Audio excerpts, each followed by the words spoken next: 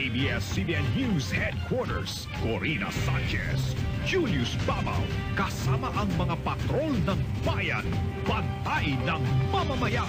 Ito ang TV Patrol! Dinumog muli ang Taiwanese idol na si Jerry Yan sa ikalawang araw ng kanyang pagbisita sa Maynila.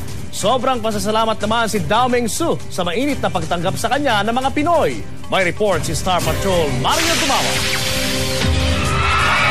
Pag-entra pa lang ni Jerry sa entablado ng La Pavilion sa Ross Boulevard, hiyawan na agad ang mga fans na dumagsa para sa media appearance ng aktor para sa bench. Kinontrata si Jerry ng 16 months sa halagang umano'y 14 million pesos.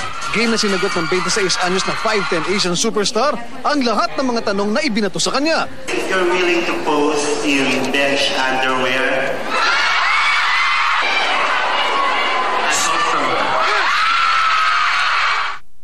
Natuwa din si Jerry sa anay pambihirang oportunidad na makilala si Ate Glo at mga special children sa Malacanang kahapon.